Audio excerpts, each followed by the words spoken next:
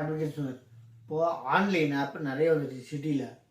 Auto, taxi இது மாதிரி ஒருத்தர் ஆட்டோவில் இல்லை காரில் டாக்ஸி நீங்கள் புக் பண்ண ரைடை அக்செப்ட் பண்ணிட்டு வர்றேன்னு சொல்லிட்டு நீங்கள் எந்த ஏரியாவுக்கு போகணும், எந்த இடத்துக்கு போகணுன்னு சொல்லி கேட்டதுக்கப்புறம் வேணான்னு சொல்லி கேன்சல் பண்ணாராம்.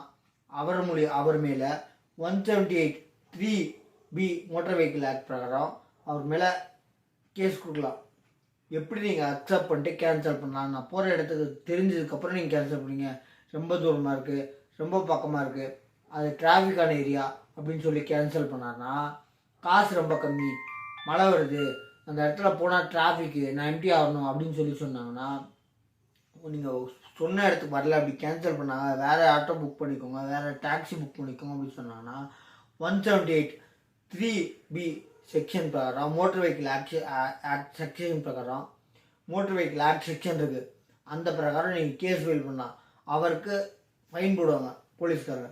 அதனால் இதை பார்த்து தெரிஞ்சுக்கோங்க.